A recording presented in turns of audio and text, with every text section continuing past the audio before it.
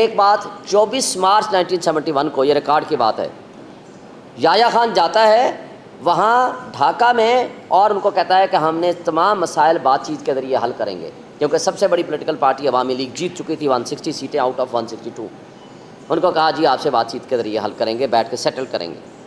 مگر 25 مارچ کو جو ہی وہ آتے ہیں، 25 مارچ کو آرمی ایکشن شروع ہو جاتا ہے اور ایک ایک بندے کو پکڑ کے ان کے خلاف ایکشن شروع ہو جاتا ہے۔ میننگ دیئر بائی آلریڈی یہ ایک بہانہ تھا، آلریڈی آپ نے پلاننگ اور آرگنائزیشن کر رکھی تھی۔ جب ہم 9 مئی کی بات کرتے ہیں، ہم یہی کہتے ہیں کہ آپ نے صبح سویرے آپ نے دیکھا کہ عمران خان جب صبح اٹھتا ہے وہ اپنے اسلام آباد کی طرف آتے ہوئے، جس میں بیل اس نے اپلائی کر رکھی تھی اور جس میں تھم امپریشن کے پروسیس میں تھے اور عدالت کی تحویل میں تھے، وہ صبح نکلتے وقت کہتے ہیں کہ اگر کسی نے گرفتار کرنا ہے تو میں بغیر ریزسٹنس کے گرفتاری دوں گا، مجھے صرف وارنٹ آف ارسٹ دکھا دینا۔ مگر کیا ہوتا ہے، ان کو اٹھایا جاتا ہے، CCTV فوٹیجز وہ سارے چوری کیے جاتے ہیں اور آج تک اسلام آباد ہائی کورٹ کو نہیں ملے، اور اس کے بعد جو کچھ بھی ہو، اور ود ان فیو آورس 10,000 ہمارا ورکرس کیسے آپ نے اٹھا لیا، 16 بندے ہمارے شہید کر دیے، کئی پیرالائزڈ ہیں، کئی سینکڑوں زخمی کر دیے، اور پرامن احتجاج لوگ کرنے کے لیے نکلے۔ اور آپ نے سارے آج سپریم کورٹ اور ہائی کورٹس میں یہ آ چکا ہے، لکھ کے یہ دے چکے ہیں کہ ہمارے CCTV فوٹیجز ان تمام انسٹالیشن سے جی خراب تھے یا غائب ہیں۔ بھئی کس نے غائب کیے ہیں؟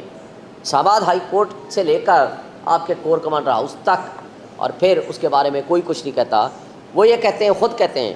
کہ 2 بجے سے لے کر رات کے 8 بجے تک، یہ 1:30 بجے سے بلکہ جلوس نکلتا ہے، جی جا رہا ہے 150-200 بندہ، لیکن کوئی ایک نہ پولیس والا،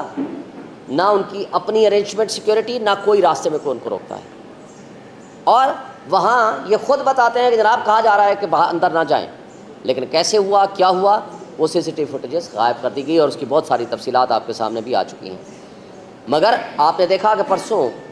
ہم لوگ 500 کے قریب، اس سے بھی بلکہ زیادہ لوگ تھے، بھئی کئی لوگ گاڑیوں سے نہیں نکلے تھے، ہم ابھی باہر ہی نکلتے ہیں تو ہمارے اوپر لاٹھی چارج ہو جاتا ہے اور ودن 10 منٹس اور ہمیں ڈسپرس کیا جاتا ہے۔ لیکن 150-200 افراد، ان سے 8 گھنٹے میں نہیں ہو سکا کچھ بھی۔ کیا اس IG کو، چلے میں کہتا ہوں وہ ملا ہوا تھا یا نہیں ملا ہوا تھا، کیا IG اسی IG ہے نا جو ڈاکٹر عثمان ابھی بیٹھا ہوا ہے، جو تنخواہ دیتے ہیں، اس کے خلاف نیگلیجنس کا بھی مقدمہ بنا؟ اور اگر نہیں بنا تو یہ بتا دیں کہ IG کہتا ہے کہ مراد راس، اور بہت سارے نام دیتا ہے، 27 کالیں تھیں، سب سے بڑا مجرم ہے، صرف ایک پریس کانفرنس اس کی قیمت ہے،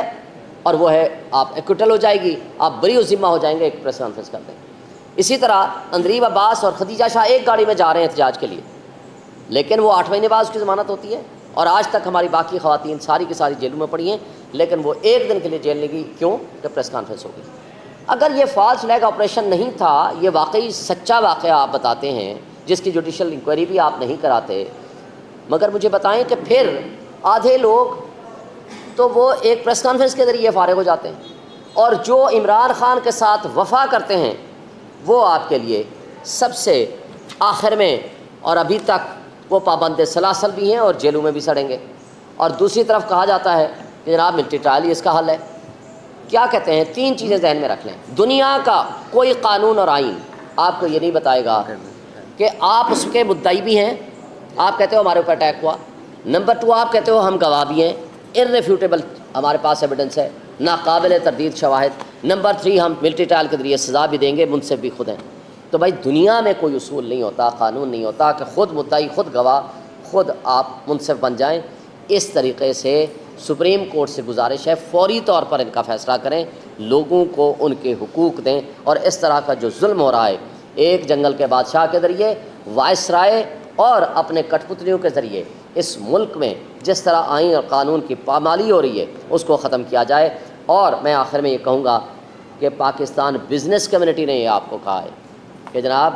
پاکستان میں تو انویسٹمنٹ تب آئے گی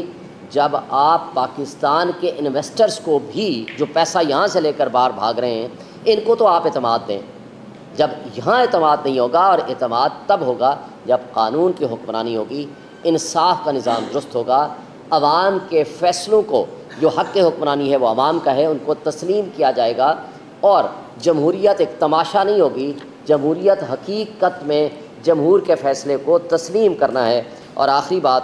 کہ اگر آپ نے کمیشن بنانا ہے تو ایک مہربانی اور بھی کر دیں، قائد اعظم کی وفات کن حالات میں ہوئی اس کو بھی کمیشن میں شامل کر لیجئے گا، لیاقت علی خان کا مرڈر ہوا اور اس کے بعد اس کی فائل کا کیا بنا، کمیشن کا حصہ بنا لیجئے گا، فاطمہ جناح کا مرڈر ہوا یا نہیں ہوا اس کو بھی کمیشن کا حصہ بنا دیجیے گا، بھٹو کی جو جوڈیشل آپ نے کہہ دیا کہ یہ جوڈیشل مرڈر تھا، لیکن جنہوں نے یہ مرڈر کرانے میں شریک گفتگو تھے، شریک کار تھے، ان کے بارے میں آپ نے نہ سپریم کورٹ نے کچھ لکھا نہ کچھ کہا، کون لوگ تھے، کیا اس کا راولپنڈی ہماری اسٹیبلشمنٹ سے کوئی تعلق تھا، اور اگر تھا تو کون تھے، اس کو بھی کمیشن کا حصہ بنا دیجیے، اور بے نظیر بھٹو مرڈر کیس میں بھی جو کمیشن ہے اس کے فیکٹس بھی سامنے آ جائیں تو ہم سب کے لیے، اس ملک کے لوگوں کے لیے بہت سارا بھلا ہوگا۔ Thank you sir. میں ایک سیکنڈ میں کوئی کمپیریزن انیکٹ کرنے کے موڈ میں نہیں ہوں، نہ ہی میں چاہتا ہوں کہ کمپیریزن انیکٹ کروں، لیکن حالات جس تیزی کے ساتھ خراب کیے جا رہے ہیں اور جس حد تک خراب ہو چکے ہوئے ہیں، وہاں اب ہر سوچنے والے شخص کو 1971 اور 2024 میں سملیرٹیز نظر آ رہی ہیں۔ آج بھی ملک جہاں کھڑا ہے، اگر یہ روش جاری رہی اور ملک کو اسی طرف پش کیا جاتا رہا جس طرف ابھی تک پش کیا گیا ہے، تو کوئی بعید نہیں کہ حالات خراب ہو جائیں اور پھر اس ملک کی جو طاقتیں ہیں ان کے کنٹرول میں نہ رہیں۔ کوئی بھی اس ملک سے وہ چاہنے والا، اس ملک سے پیار کرنے والا شخص جو ہے وہ نہیں چاہتا کہ ایسا ہو، اس قسم کی سچویشن دوبارہ کریٹ ہو۔ لیکن ہماری بہت ساری جو کمزوریاں ہیں اس میں سے ایک بہت بڑی کمزوری یہ ہے کہ ہم نے قسم کھائی ہوئی ہے کہ ہم نے اپنی غلطیوں سے سبق نہیں سیکھنا، اور اس وقت اسٹیبلشمنٹ کا جو رویہ ہے وہ بالکل اس قسم کے رویے کی غمازی کرتا ہے کہ وہ بھی اپنی گوناگو کمزوریوں سے سبق سیکھنے سے بالکل انکاری ہیں۔ جیسا میں نے پہلے کہا تھا، یہ ملک اب زیادہ زخم برداشت نہیں کر سکتا، اور یہ جو فیل ہے اس ملک کو تباہی کے دھانے سے واپس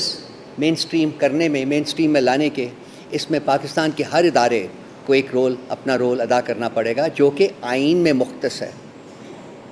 جو کہ قانون کے مطابق ہے۔ اور اگر اسٹیبلشمنٹ اپنا وہ رویہ جو ہے، اپنا وہ رول جو ہے وہ ادا کرنے سے انکاری ہے، جیسا کہ ابھی تک اس موقع تک جب کہ ہم آپ سے بات کر رہے ہیں جیسا کہ نظر آتا ہے کہ وہ انکاری ہے، تو پھر آج کے بعد آگے ہفتوں، مہینوں اور سالوں میں مجھے تباہی نظر آ رہی ہے، مجھے کوئی کنسٹرکٹیو چیز نظر نہیں آ رہی ہے۔ اور میری اپیل ہے صاحب اقتدار لوگوں سے کہ اس روش کو بدلیں، ملک کا سوچیں، ملک کے لوگوں کا سوچیں، ملک کے مستقبل کا سوچیں، اور جو یہاں غیر آئینی اور غیر قانونی اقدامات اٹھائے گئے ہیں ان کو ریورس کریں، کیونکہ اسی صورت میں اور صرف اسی صورت میں ملک جو ہے وہ آگے بڑھ سکتا ہے۔